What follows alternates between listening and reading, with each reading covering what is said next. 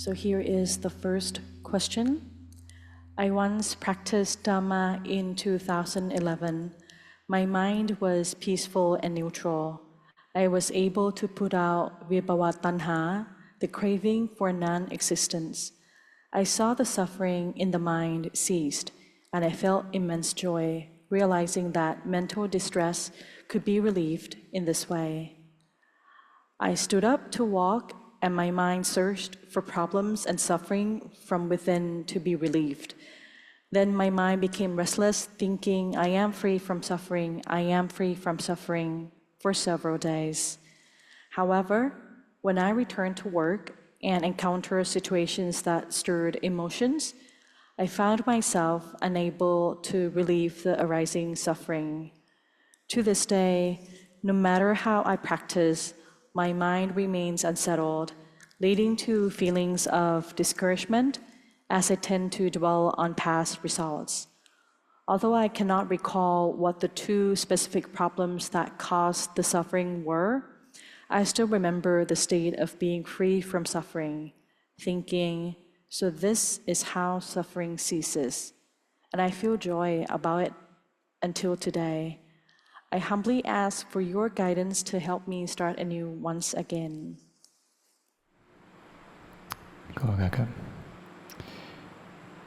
So that you had this wisdom to know in line with truth.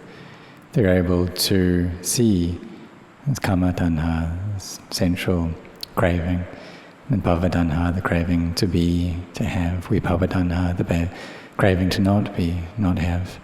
So there's these three kinds of craving. You gain an understanding into them already. And with this wisdom, you're able to extract that craving. And when that craving is extracted, then the suffering of the mind is also extracted. And so this is knowledge which comes up from sila, samadhi and panya, it's virtue, a collected mind and wisdom that you developed. And so you contemplated and could understand clearly within your mind, could look through the problems and know clearly into those problems. But you need to also understand that this was a temporary liberation that you experienced. When the path factors are strong, then they're able to win out over the defilements. And so they can win out over fear, over greed, delusion, hatred. But it's still insufficient to be able to cut them off definitely. That you haven't eradicated ignorance, craving and clinging. And when that's the case, then they'll come up again. And so like the mind becomes restless and scattered. So you should understand that this also is Dhamma. This too is something which arises, lasts for a bit and ceases, and that's its nature to be like that. So the knowing that you gained, this is Dhamma, kusala Dhamma, and so skillful Dhamma. Greed, hatred and delusion too is Dhamma, but it's on the side of being unskillful. But both of these sides, they arise and cease as well. But you have the sanya, this memory, and that I had experienced this freedom from suffering.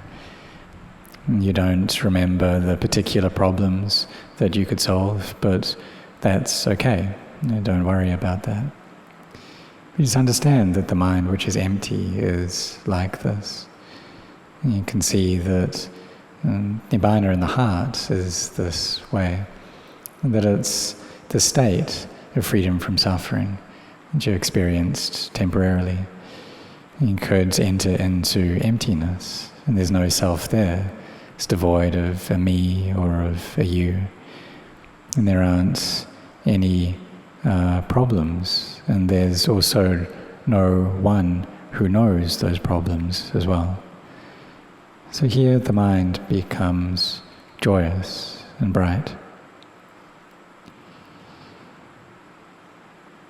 But if there's a lack of knowledge as well, the reason for that is because of the nivaranas, the hindrances which have overpowered the mind. And so what do we do in that state then? We have to just carry on training. But you understand that you have passed through these things already.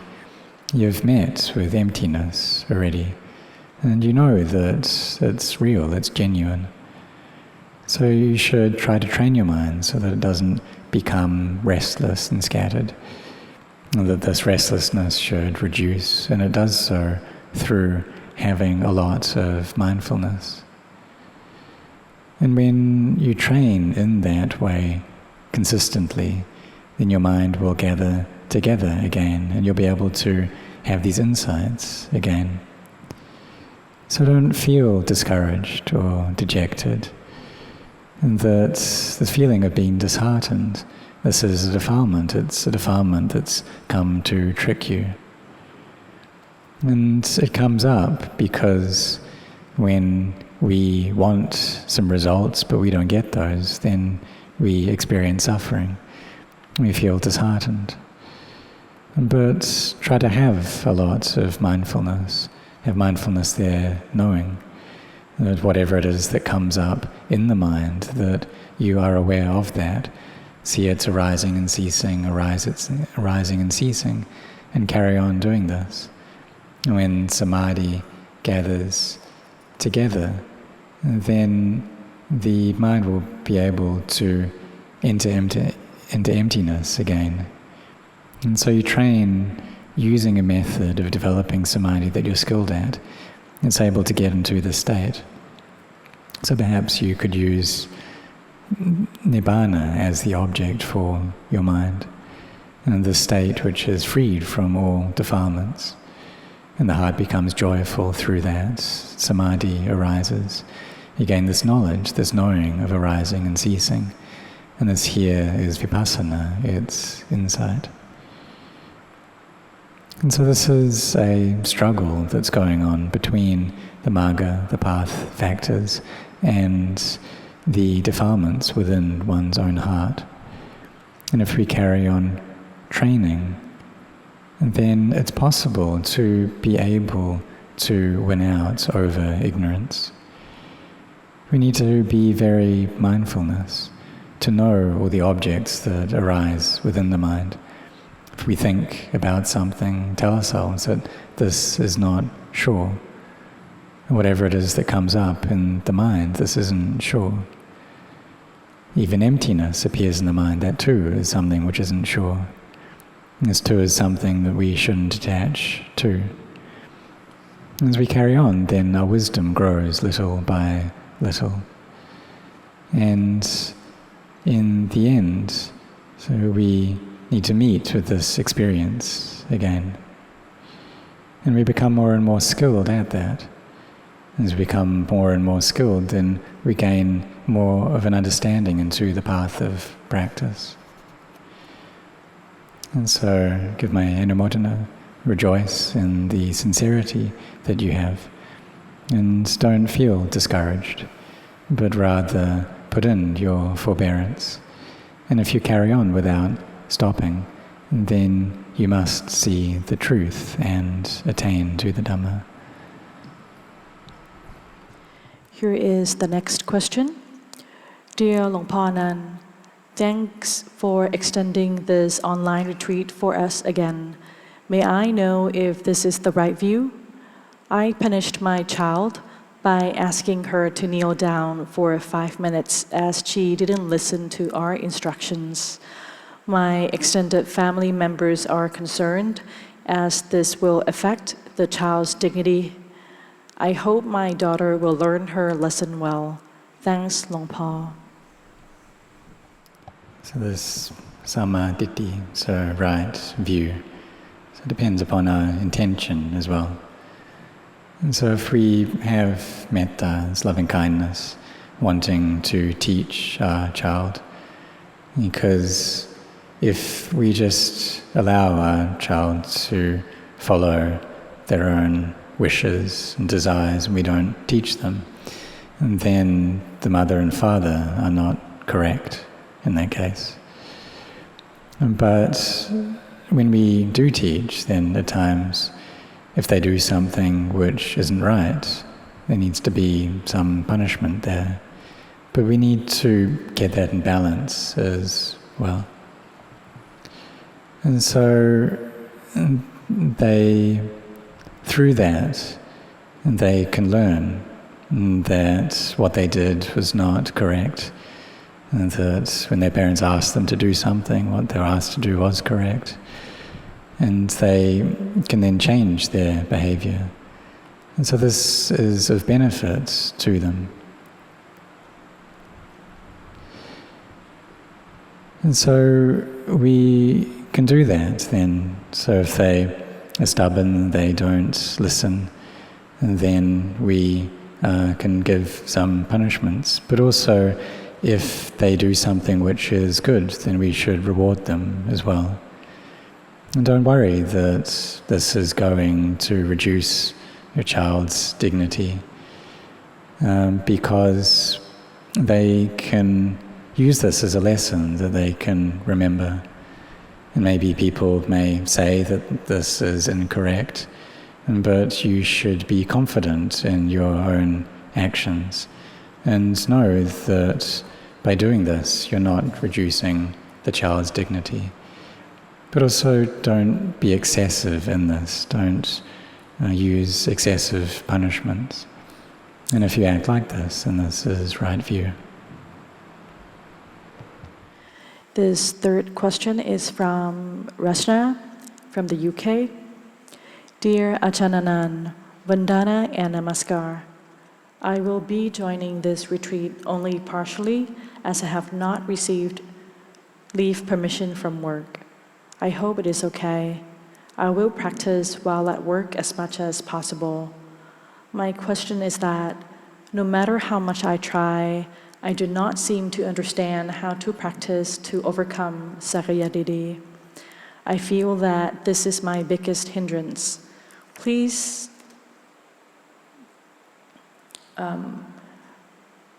teach me how to practice the right way. Sadhu, sadhu, sadhu. So I rejoice in the fact that even though you're not able to participate in the full course, that still you're intent on maintaining your mindfulness. And really, whenever you have mindfulness, then right then you are meditating. So if while you're working you're being mindfulness, then that's the practice right there. And really coming to this meditation retreat, the meaning of that is that if you have the opportunity to do it, then you can do it. But if you have duties, don't worry about that. And so the question that you ask, this is a problem for all practitioners who are still training. And you should understand that Sakyaditi, the self-view, it's the first fetter, and something that's been binding our hearts for a long time already. And so this is something that we need to understand first. And so sometimes we are able to bring up a clear understanding. We can have this knowledge, and that's something that we are able to do, to gain this knowledge, to have wisdom. But if that's not present for us, if we're not able to do that right now, if those qualities aren't strong enough, then it needs to depend upon time, or it needs time for it to gain the strength. And so there are occasions when our great teacher, Venerable Ajahn Chah, he gave a comparison to being like a hill. And he said that if there's like a mountain, and if we used explosives to get rid of that mountain, then not over 100 years we'd be able to do that. All of the stone and the minerals, we could dig some explode other parts, and in no long time it won't be there anymore. But what about this mountain of self, this Sakaya Ditti, taking body, taking these mental things to be me? This is something that's been buried deep in our heart for a long time now. And this Sakaya Ditti, it's a view that's very firmly, deeply embedded. And if we don't train to extract it, then we won't be able to do that. But we have to just carry on doing it little by little. So just like how you're training right now. And the results that are coming from that, but maybe you're dissatisfied with those. And there's a feeling that, well, I want to be able to do this right now. But it requires time. But as we carry on doing it, we do it frequently, we practice each and every day, then our practice gets better and better. And so this really, it's a problem for all hearts, that we want a clear understanding. Perhaps we want to know, well, what's it like? This quality of Sakaya Ditti, the self-view. We want to be able to see it clearly. And what's that like? And the mind which has emptiness, which is understanding to one level, what's that like? And so we understand that this is a fetter, that there's this fetter of Sakaya Ditti, so of self-view, and then attachments to rites and rituals, skeptical doubt.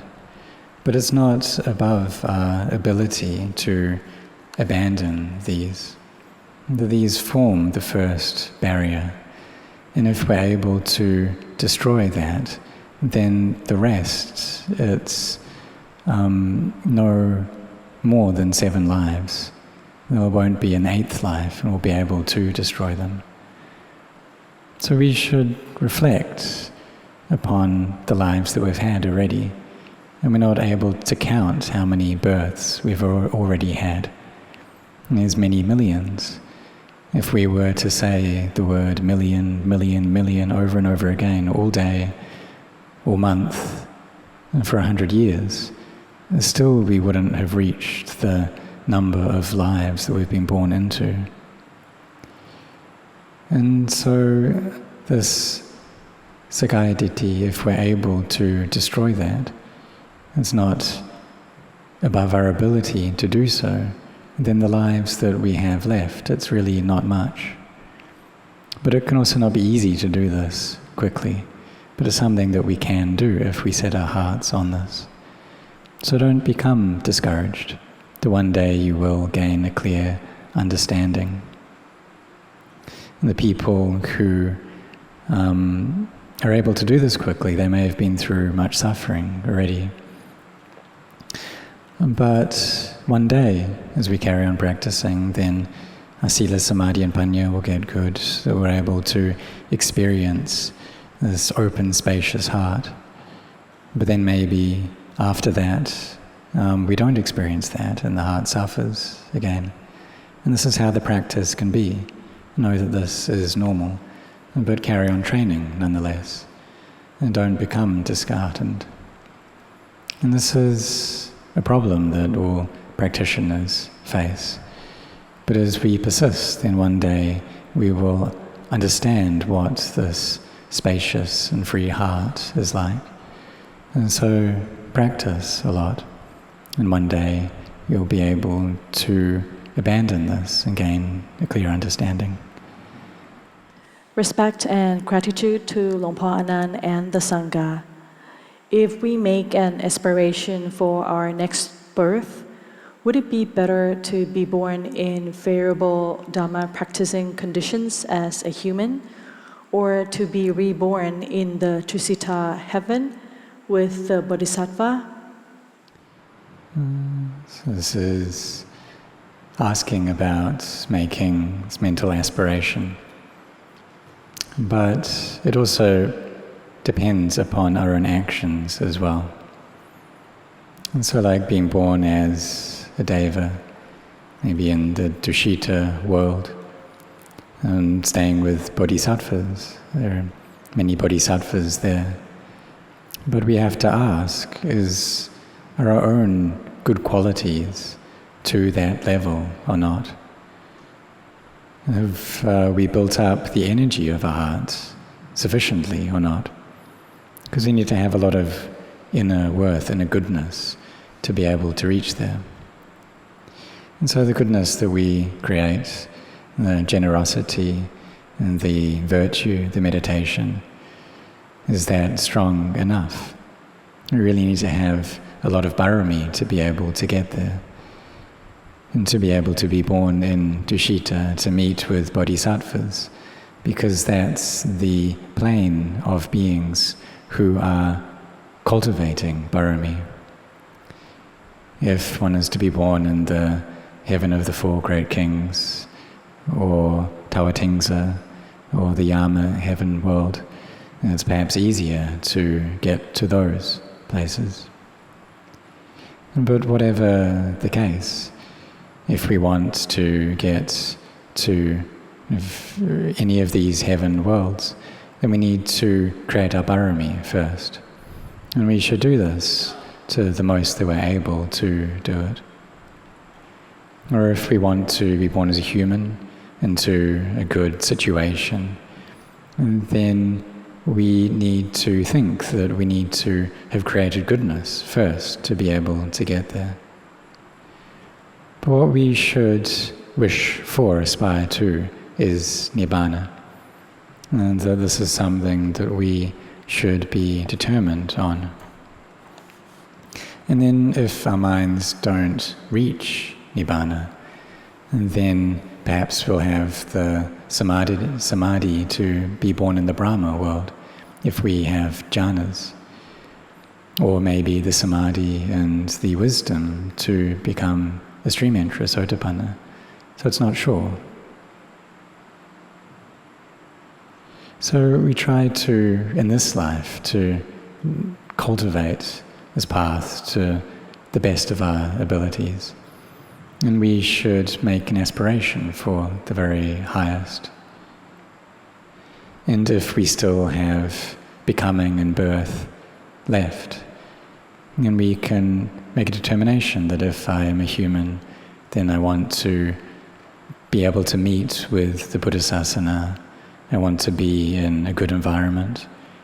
And so just like how we chant in the Imina chant, and I want to meet with the Sangha and with the Dhamma of the perfectly self-awakened Buddha, and to have Dhamma friends that I can practice together with. And so just like all of us have met together in this life, and that we are practicing together, cultivating barami together in this life. And this isn't a coincidence that we've met to study the Dhamma together. It is something that we've done before, we've cultivated this together before. And so if we are to make a mental determination like this, and we set our sights on just being born as a human, and then it's possible that the mind falls lower than that. So we should really make an aspiration for the highest. And if we don't reach there, then we will fall down to a level which is appropriate according to the purity of our mind.